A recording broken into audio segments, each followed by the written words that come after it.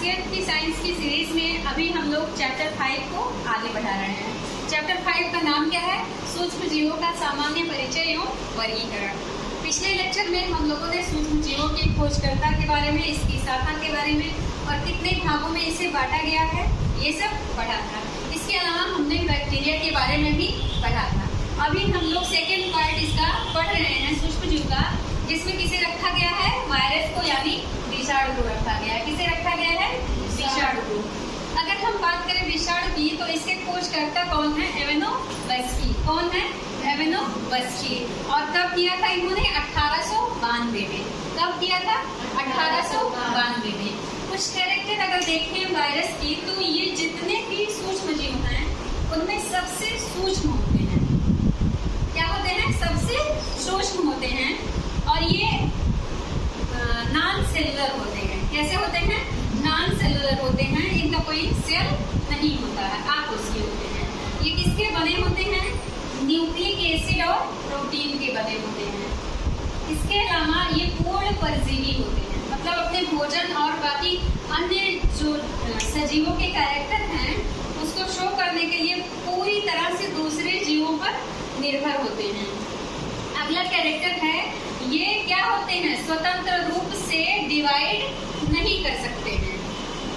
अगला है for reproduction. प्रजनन के लिए इन्हें किसी न किसी सजीव सेल की आवश्यकता होती है। ठीक है। कुछ डिजीज हैं जो किसके द्वारा होती हैं? वायरस के द्वारा होती हैं। इसमें क्या है? पोलियो। पोलियो आप लोग जान रहे हैं, शरीर का कोई अंग क्या होता है? पूर्ण विकसित नहीं होता है, वो काम नहीं करता। अगला हेपेटाइटिस, ये लीवर से संबंधित है। फिर है डेंगू। डेंगू फीवर आप जान रहे हैं। Chikungunya, chicken pox. Chicken pox जान रहे हो आप लोग?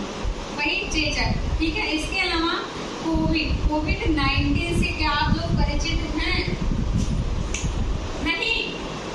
लॉकडाउन से परिचित हैं? Yes ma'am. लॉकडाउन क्यों लगा था? इसी कोविड-19 वायरस की वजह से एक महामारी आई थी जिसका नाम क्या था? कोविड-19। 19 नाम दिया गया था क्योंकि ये 2019 के लास्ट में बहुत तेजी से क्या हुआ था? फैल गया था। इसीलिए करीब 1 साल तक आप लोग आराम से घर पर थे। ठीक है। ये कोविड जो है ये भी कैसी डिजीज है? वायरल डिजीज है। ये वायरस जो होते हैं इन्हें क्या कहा जाता है? Connecting link between living and non living. इन्हें सजीव और निर्जीव के बीच की कड़ी कहा जाता है। क्यों? अभी आपको मैंने बताया कि जैसे इन्हें प्रजनन करना हो, डिवीजन करना हो, कोई भी ऐसी बायोलॉजिकल एक्टिविटी करना हो जो लिविंग्स करते हैं, तो ये किसके संपर्क में आएंगे? लिविंग के संपर्क में। किसके संपर्क में आएंगे? लिविंग के संपर्क में।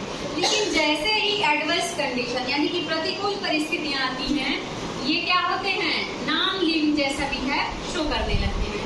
मान लिया बहुत ज्यादा गर्मी है, बहुत तेज धूप है, इनके अकॉर्डिंग कंडीशन जो है वो फेवरेबल नहीं है, तो अपने आप को ये इनर्ट कंडीशन में यानी सुसुप्त अवस्था में पहुंचा देते हैं।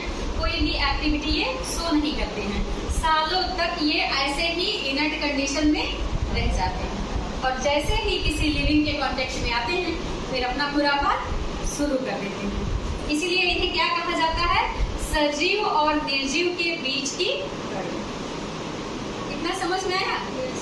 ये थे वायरस का सामान्य परिचय, थोड़ा सा इनसे होने वाली